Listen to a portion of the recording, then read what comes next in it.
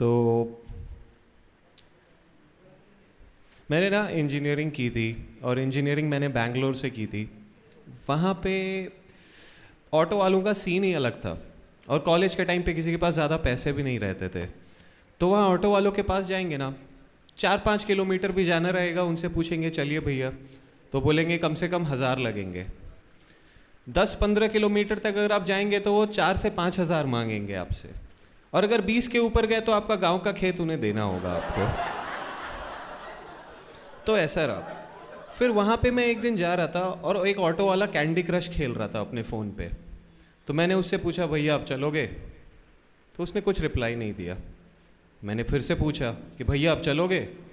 तो वो मुझे देखा और फिर वापस से खेलने लग गया। ये देख के मेरा सेल्फ मोरल इतना डाउन हो गया था ना कि मैं सोच रहा था कि मैं बेकार ही इंजीनियरिंग कर रहा हूँ। ऑटो वाले तो मुझे जवाब दे नहीं रहे, क्या ही होगा मेरा जीवन में। तो उसके बाद मैं बैंगलोर से किसी तरह इंजीनियरिंग ख़त्म करके मुंबई आया, और मुंबई आने के बाद मुझे पता चला कि मुंबई के रैपर से ज़्यादा स्वैग वहाँ के ऑटो वालों का है। वो लोग, उनसे मैं बोलता था कि भैया मुझे वर्सोवा जाना है, बोलते हैं भैया मैं तो बैंड्रा साइड जा रहा हूँ। मतलब भाई ये ऑटो है, तू जिधर मोड़ेगा वो उस साइड चले जाएगा। वो हैंडल इसीलिए दिया ही है उसमें ताकि आप उसे मोड़ सको और सही रास्ते पे ले जा सको। एक और ऑटो वाला था, उससे बोला भैया पास में ही जाना है, तो बोलता है भैया ये तो बहुत ज़्यादा पास है। बोला भाई तो ऑटो है, थोड़ी मैं दूसरी शहर में लेके जाऊंगा तुम्हें, पास रहेगा तभी तो बोल रहा हूँ। फिर लास्टली मैं दिल्ली आया अभी, और दिल्ली में एक कैब वाला मिला मुझे, और इस कैब में मैं बैठा, थोड़ी देर बातें की। तो कैब वाले ने बोला कि वो बिहार से है और वो हाफ मर्डर किया था, तो वो वहाँ से भाग गया और अब दिल्ली में रह रहा है। तो मैं बोला ठीक है। फिर वो बोला कि पुलिस को भी पता है कि मैं यहीं पे रह रहा हूँ। तो मैं सोचा कि अच्छी, जब पुलिस को ही प्रॉब्लम नहीं है तो मैं क्यों टेंशन लूँ, यानी ठीक ही आदमी होगा, और हाफ मर्डर ही तो किया है। अगर बुरा आदमी होता तो पूरा मर्डर करके आता। थोड़ी सिंपैथी है उसमें, दिल का उतना बुरा नहीं है। तो मैं बैठा, थोड़ी देर बाद उससे मैंने बातें की कि इसे लाइफ के बारे में बहुत पता होगा। तो उसने बताया मेरी 2 शादी हैं और मैं दोनों के साथ एक साथ रहता हूँ। बोला देखो काफ़ी आगे तक सीख चुका है इंसान। थोड़ी देर बाद फिर मैं गया तो उसने गाड़ी साइड में लगाई और बोला अब चलो पैसे निकालो। तो मैं बोला भैया मेरा स्टॉप तो आया नहीं है। तो बोलता नहीं भाई मैं लूट रहा हूँ तुम्हें। तो मैं बोला अच्छा।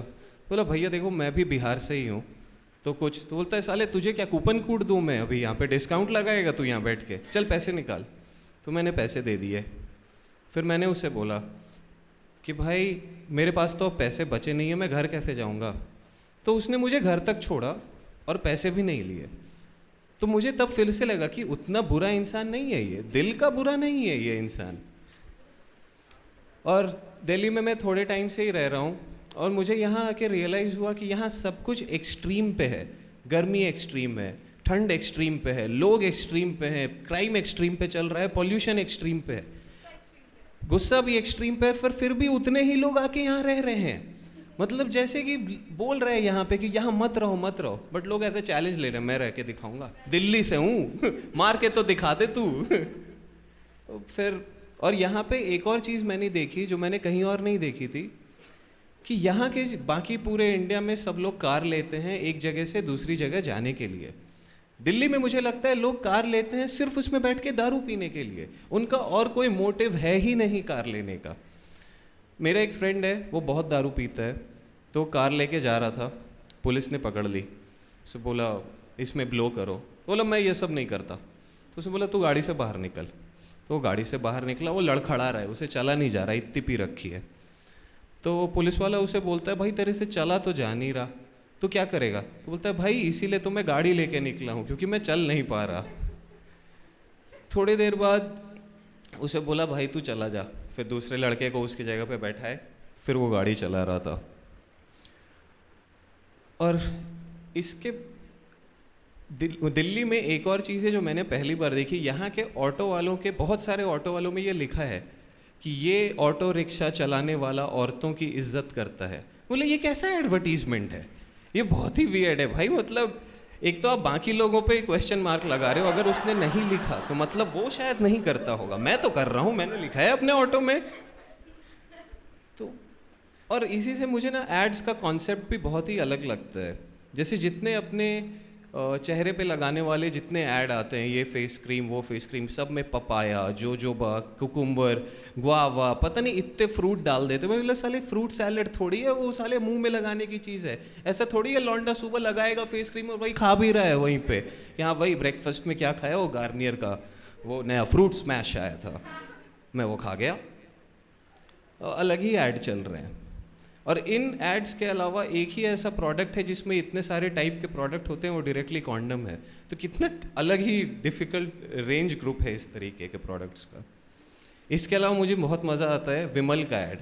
उसमें सोचिए क्रिस गेल से ऐड करवा रहे हैं, वो बेचारा क्रिकेटर, उसे समझता भी नहीं होगा भाई ये क्या बिकवा रहे हैं मेरे से, और वो वहाँ पे विमल खा रहा है ऐड में। और अभी इसमें ऐड में ओथ टेकिंग सेरेमनी था हमारे कंट्री में इलेक्शंस के बाद, तो उसमें अजय देवगन, शाहरुख खान और अक्षय कुमार तीनों आए हुए थे। सबको लग रहा था थोड़ी देर बाद अब ये जुबा केसरी कर ही देंगे ओथ टेकिंग सेरेमनी में भी। Okay, that's my time, thank you.